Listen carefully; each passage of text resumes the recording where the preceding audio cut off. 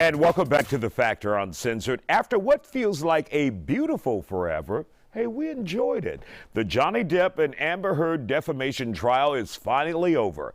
A jury weighed in Depp's favor, awarding the actor $15 million in damages. Now, the trial has captured our attention for weeks, with everyone and their mama scrutinizing every single detail. A body language expert we spoke with went even further with their analysis.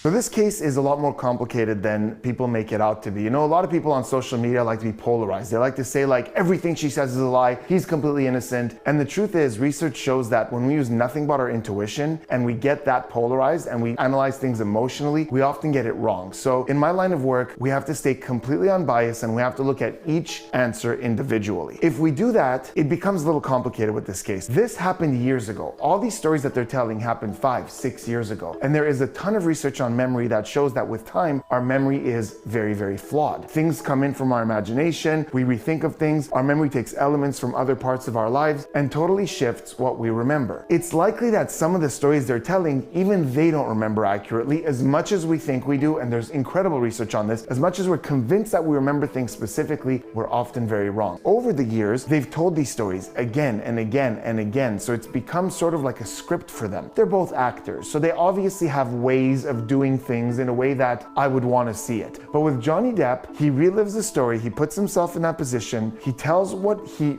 experienced, and there doesn't seem to be too much concern with the jury buying this. We see a lot of the time he's in his little shell like this, but he's in his own world, he's telling the story, he's re-experiencing it. When he says things like the bottle flew by my ear, it's consistent with the way he's always told the story. So when we're looking for that recall, whether they're remembering something real, sometimes they're only remembering a script. We really have to focus on the details of when we feel we're getting a story that they're actually reliving. How much truth is there to this? How emotionally invested are they in this narrative, and are there direct contradictions to the narrative? And if we look at that, specifically that, and only that, Johnny Depp's narrative checks out, to me, a little bit more than Amber Heard. With Amber, however, there was a couple of inconsistencies that really, really bugged me. He holds up this bottle to me, and you know, I'm saying, did you drink this whole thing? Well, that doesn't make sense. Who's holding the bottle? It's very rare that we refer to something that we're not holding as this. Usually it's this and that. So she's gesturing with this bottle saying, did you drink this whole thing, about a bottle that he's holding? And this isn't the first time this perspective shift happens. There's a time where she said, he's holding me by the neck, and then I loosened my grip, which is a strange thing. Who's holding who by the neck?